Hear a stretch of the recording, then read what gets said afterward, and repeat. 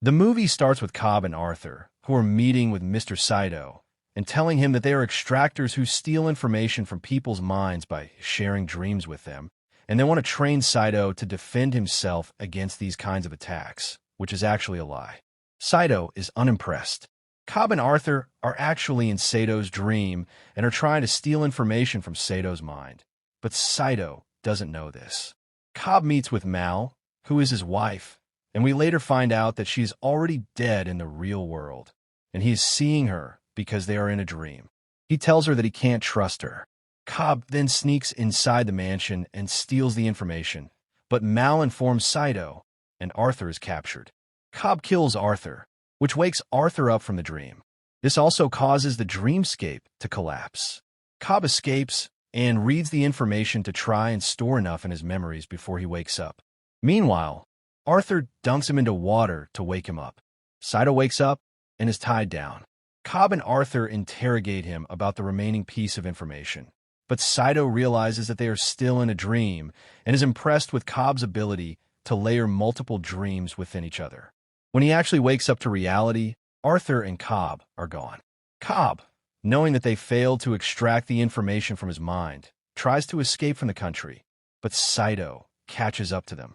Saito offers to hire Cobb for a supposedly impossible job of implanting an idea into a person's subconscious, performing inception on Robert, the son of Sato's competitor, Maurice Fisher, with the idea to dissolve his father's company. Saito promises to clear Cobb's criminal status, allowing him to return home to his children. Cobb accepts the offer and travels to Paris in search of an architect. This is where we learn that, in order for a dream to hold, there must be an architect who creates the dreamscape in the victim's mind. And this is also the reason Mr. Sato's dream collapsed, because he shot Arthur, the architect. He goes to his father-in-law, who introduces him to Ariadne. Cobb teaches her the basics of dream building. She is tasked with designing the dream's architecture on one of their dream-sharing sessions. Ariadne is attacked by Cobb's ex-wife. Ariadne feels threatened and leaves. Cobb tells Arthur that she'll come back and tasks him to train her with dream architecture. And Cobb travels to Mombasa to meet with Eames, a dream forger. Eames tells him that inception is possible but is very difficult to achieve. Cobb is then chased by his previous contractor. Saito comes to rescue him, and Eames joins them. Arthur trains Ariadne with dream mazes, and they discuss that Cobb can't build dreams because he can't trust Mal. Arthur reveals that Mal is dead, and the woman he met in his dream is a projection of his subconscious. Meanwhile, the trio meets with a chemist named Yusuf, who develops a sedative powerful enough to create a 3-layer dream. I hope you're keeping up with the whole information. Anyways, they begin to formulate a plan on how to put the idea in Robert Fisher's mind. Cobb and Ariadne discuss totems, a unique and personal item that can't be copied, so that they can separate dream from reality. The plan is to sedate Robert into a 3-layer dream on a 10-hour flight from Sydney to America. Time in each layer runs slower than the layer above, with one member staying behind on each to perform a music-synchronized kick to awaken dreamers on all 3 levels simultaneously. On one of Cobb's private dream walks, Ariadne infiltrates his dream and sees that Cobb has created a prison of memories to trap his projection of Mal. Ariadne warns him that it won't be able to keep her contained. The team gets the news that Robert's father has died, and it is time for the operation. Robert and the team board the flight, and Cobb sedates Robert on the first level of the dream with Ariadne as the architect. The team abducts Robert inside the dream, but they are attacked by his subconscious projections. Saito is shot, but the team manages to escape to a warehouse. It is revealed that Robert is trained by an extractor to protect himself against dream infiltration. That's why Robert's subconscious is militarized. Eames decides to kill Saito to wake him up, but Cobb reveals that, with the level of sedation they are in, if they die in the dream, they will fall into limbo, a world of infinite subconscious. To move forward, they will have to complete the mission. Please subscribe so I can get monetized and make enough money to go to college. This is just me being honest.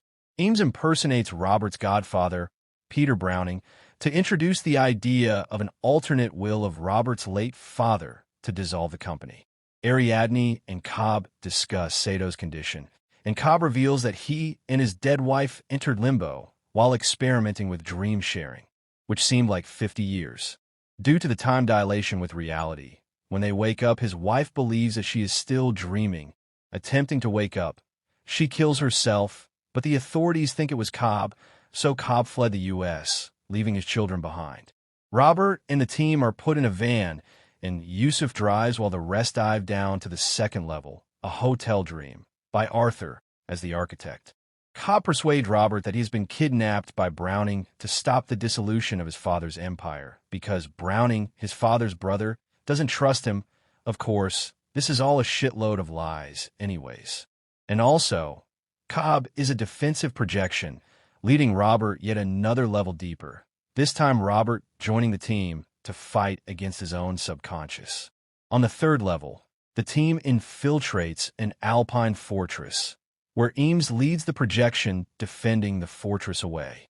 Yusuf, however, performs his kick early, and the team misses their respective kicks. They plan to use another kick when the van hits the water.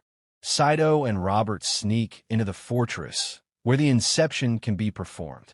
While Cobb and Ariadne provide cover, Sato's wound from the first level starts affecting him on the third. Robert goes inside the fortress, but before he can open a locked door, Mal shows up and kills Robert. Cobb and Ariadne go into limbo to bring Robert back. Meanwhile, Arthur improvises a new kick by rigging the elevator with explosives, and Eames creates his own kick by rigging the building to blow.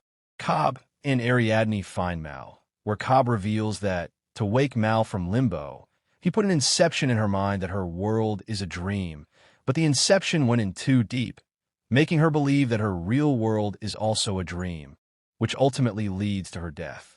And he makes peace with Mal's death. Ariadne shoots Mal and wakes Robert up with a kick. Ariadne urges Cobb to come with her, who chooses to stay to find Saito, who is also in limbo after dying from his wound. Revived on the third level, Robert discovers the planted idea, his dying father telling him to create something for himself. The team rides the kick back to reality to the first level. The team that posed as Browning stays with Robert to confirm if the inception worked. In limbo, Cobb finds an aged Saito and reminds him of their agreement. The dreamers all awaken on the plane, and Saito makes a phone call, arriving at Los Angeles. Cobb passes the immigration checkpoint, and his father-in-law accompanies him to his home.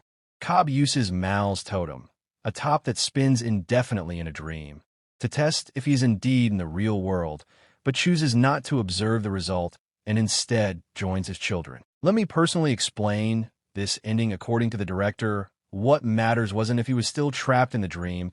It was that point when he saw his kids, it didn't really matter, and with that the movie ends.